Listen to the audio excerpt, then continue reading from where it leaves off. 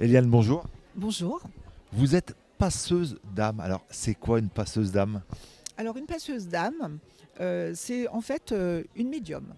Euh, Tous les passeurs d'âme sont des médiums, alors que tous les médiums ne sont pas des passeurs d'âme.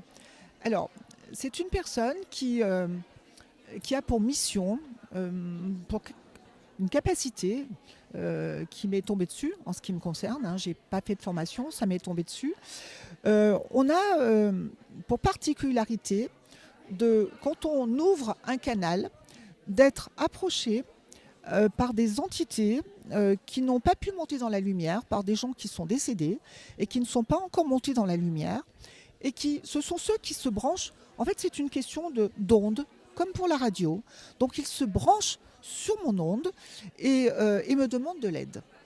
Et à partir de là, comme je passe par l'écriture, je peux entamer un véritable dialogue avec eux en leur demandant leur nom, leur âge, leur pays d'origine, l'endroit où ils sont, et ils me tracent le tunnel. Ce tunnel, moi, je le connais bien puisque je l'ai emprunté un jour euh, parce que j'ai fait une expérience de mort imminente. Voilà, vous avez eu un accident, c'est ça? Voilà. Alors, c'était pas un accident, c'était un empoisonnement, mais je me suis retrouvée en service de réanimation et j'ai fait, il y a plus de 40 ans de ça, et j'ai fait donc une expérience de mort imminente, dont je n'ai bien sûr jamais parlé, puisque je pensais vraiment que j'avais pété une durite à cette époque-là. À l'époque, on n'en parlait pas. Maintenant, on commence à en parler de la mort imminente, mais là, on n'en parlait pas. Non, on n'en parlait pas. Puis moi, je ne connaissais même pas le terme. Donc, et puis moi, je suis d'une famille, on n'était pas du tout dans ce développement-là, on n'était pas du tout là-dedans. Donc, j'ai complètement occulté. Je savais les sensations que j'y avais rencontrées. Euh, et en plus, quand j'ai pris ce tunnel, je l'ai pris dans un état de frayeur. Et je suis arrivée dans une lumière blanche. Alors cette lumière blanche, j'aurais du mal à l'expliquer à l'heure d'aujourd'hui encore. Euh, je me suis trouvée dans une zone de paix, avec une félicité que je n'ai jamais retrouvée ensuite sur Terre. Et alors il y a beaucoup de gens qui disent, moi j'ai vu, j'ai entendu. Alors moi je n'ai ni vu ni entendu. Et ce qui explique que, en tant que passeuse, je ne suis pas dans la clairvoyance ou dans la clairsentence, je suis dans la claire ressentance. C'est-à-dire que eux m'habitent en quelque sorte. Quand je suis en contact, quand je mets des patients en contact avec leurs défunts, les défunts euh, m'habitent je canalise et je prends, ils se mettent à ma place en quelque sorte. Voilà. Hein. Alors, Ils prennent votre place et ils communiquent grâce à votre stylo, grâce à vos mains.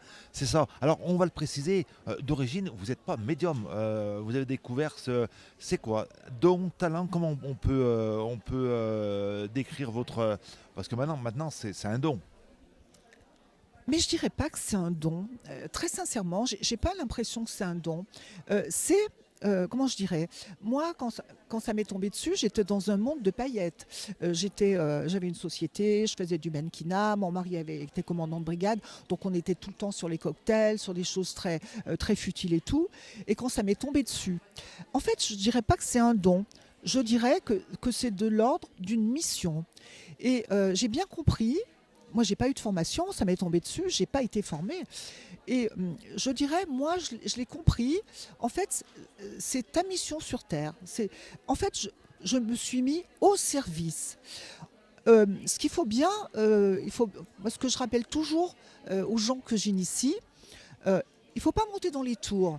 Parce que dans les salons, on a beaucoup de monde, quand on a beaucoup de demandes, beaucoup de rendez-vous et tout ça, on peut vite monter dans les tours. Or, nous n'avons pas de mission divine. Nous, les passeurs, nous ne remplissons pas une mission divine. Nous sommes au service d'une noble cause, au service de la lumière, au service de la source, mais au service. On va dire une fois que l'âme est passée de l'autre côté de la lumière, je ne sais pas si on peut parler comme ça, dans la lumière, c'est fini. Après, vous n'avez plus de contact avec cette âme. Vous discutez pas avec les morts, c'est pas ça. C'est pas ça votre rôle. C'est vraiment faire passer, que l'âme fasse passer un message à la personne qui est encore sur Terre. Alors, moi, ce que je fais, Donc j'ai deux casquettes, j'en ai même trois. Ce que je fais, c'est que quand je fais passer les gens dans la lumière, donc véritablement, je parle avec celui qui n'a pas pu monter, puisqu'il me raconte sa mort, son âge, pourquoi il ne veut pas monter. Il me donne sa religion parce que je le fais monter dans sa religion. Très difficile de faire monter un bouddhiste ou un musulman dans une autre religion que la sienne. Donc voilà. Et une fois qu'ils sont montés, je leur demande toujours d'abord de me dire s'ils sont bien arrivés. Et je demande toujours s'ils sont bien arrivés, double vérification, tout le temps, tout le temps. Et comme particularité très intéressante, ce qu'il faut savoir, c'est que quelle que soit la religion dans laquelle je l'ai fait monter, et quelles que soient les personnes qui sont athées, dans la lumière, tout le monde retrouve la foi et tout le monde se retrouve dans la même lumière. Donc ce qui peut envisager quand même quelque chose au niveau de ce qu'on peut ressentir. On vient tous de la même source et on y retourne tous, quelle que soit la religion. Et même si on part athée, on se retrouve dans la même lumière avec la foi. Peu importe de quelle religion on vient tous, on vient tous de la même source. C'est ça en fait. La source est identique à chaque être humain, à chaque âme. Alors ça, je le confirme et je le justifie avec mes cahiers que j'amène sur les salons pour expliquer. Bon, alors je n'explique pas à toutes les personnes qui passent, mais à des gens qui sont particulièrement curieux et intéressés surtout, parce qu'il y a une demande en ce moment énorme. Vous savez, comment dire, moi sur mes salons, quand on me demande ce que c'est qu'un passeur, tous les gens veulent être formés parce qu'ils sont tous passeurs. Or, et c'est là où je fonctionne différemment, je leur dis non, mais moi, je ne forme personne sans avoir l'accord de défunt. Voilà. On a chacun une mission dans la vie. La mère de famille a sa mission, le boulanger a sa mission, et on a chacun une mission dans la vie, et chacun le réalise ou pas. Moi, j'ai beaucoup de personnes qui viennent et qui travaillent dans les soins palliatifs et qui sont des passeurs ou des passeuses, mais qui ne le savent pas. Et ces gens-là, quand elles m'approchent en me disant « mais je sens des choses bizarres et tout ça », je leur dis simplement « faites attention aux protections ». Parce qu'on est sur des énergies qui peuvent être positives, bienveillantes ou pas. Donc moi, l'essentiel de mes initiations, quand les gens viennent chez moi, on travaille d'abord sur tout ce qui est protection, ancrage, recentrage. Et ensuite, avant de passer à véritablement, justement, tous les rôles du passeur. On n'est pas passeur que pour faire passer les âmes qui doivent monter dans la lumière. On est passeurs, nous, les vrais passeurs, les passeurs, dans tous les sens du terme. On accompagne ceux qui arrivent, ceux qui partent. On accompagne les enfants vers l'adolescence, les adolescents vers l'âge adulte, les adultes dans les différentes périodes de leur vie. Et aussi, on est des gens qui devons passer notre enseignement. C'est ce que je fais dans les salons, en expliquant ce que je fais. Nous sommes aussi des gens qui devons mettre les gens en réseau. Et c'est pour cette raison que j'organise chez moi des ateliers conférences. Alors, le mois de mars, j'ai proposé à mes adhérents, entre guillemets, une conférence sur le thème, c'était la femme multidimensionnelle.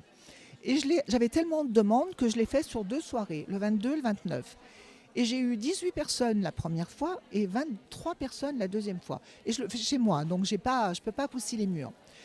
Et ça veut dire que quand je suis dans ces ateliers conférences, je tisse le réseau entre les gens. Je mets les gens en réseau, en connexion. C'est-à-dire qu'il y a des thérapeutes qui viennent, des gens qui pratiquent ou pas. Et ce jour-là, je les mets en réseau. Et c'est une des facettes aussi de ma mission. Alors, votre outil de travail, si on peut appeler ça un outil de travail, c'est un stylo et un cahier. Voilà, ça c'est l'outil de travail. Le matin, vous vous levez, vous prenez votre stylo, vous le posez sur la feuille, et puis l'âme va s'imprégner de vous et va guider vos gestes. C'est ça, c'est résumé, mais c'est un petit peu ça. Mais c'est tout à fait ça. tout à fait ça. C'est en fait, moi, c'est rien. Je ne mène à rien. Je ne mène rien. Et quand on est, ça, c'est un travail que j'effectue toute seule. C'est une chose. Mais il y a aussi une autre facette quand j'ai une clientèle en contact avec les défunts. Eh bien, ça se fait de la même façon. Nous ne menons rien. C'est le défunt qui choisit de descendre. C'est le défunt qui choisit de porter son message et qui ne correspond peut-être pas systématiquement à ce qu'on veut entendre parfois, mais à ce qu'on doit entendre. Moi, la personne qui est un ami et qui m'a fait mes flyers et mes cartes, quand je lui ai demandé combien je lui devais, il m'a dit écoute, moi je suis pas sœur, tu vas m'initier, voilà. Et je lui ai dit mais moi non, tu sais bien, viens avec les photos de tes défunts. Et il est venu avec la photo de 3 ou 4 défunts. Et celui qui tournait, c'était un de ses oncles. Il me dit, c'est bizarre que ça soit lui. Ben, je lui dis, mais c'est lui. Et en fait, cet oncle-là venait lui porter le message en lui disant, mais tu n'es pas du tout passeur. Tu n'es pas du tout passeur. Toi, toi tu dois être en accompagnement avec les mourants, mais tu n'es pas passeur. Et donc, je ne l'ai pas initié.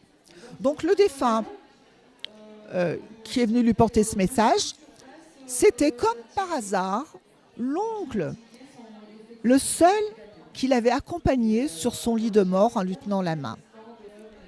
D'accord, donc ouais, là c'était vraiment un message clair. Alors, les personnes qui viennent nous voir arrivent avec trois quatre photos de défunts différents. C'est pas je veux savoir ce défunt, ce qu'il a à me dire, où c'est qu'il est. Ça, c'est vraiment 4 photos et c'est le pendule qui guide. Eh ben, c'est ce défunt qui veut discuter, qui a un message à faire passer à la personne qui est en face de vous. C'est comme ça que ça se passe. Mais c'est exactement comme ça. Je ne pourrais pas plus l'expliquer. C'est exactement ça. C'est-à-dire que moi, j'ai l'impression de rien mener. Et en plus, si vous voulez, en plus de rien mener, euh, ils me font comprendre pourquoi c'est moi. Pourquoi ils me l'ont amené à moi. Pourquoi? Et avec ça, avec des fils rouges, avec des liens, avec des choses, voilà. Parce que parfois, je pose la question, mais pourquoi? Pourquoi toi?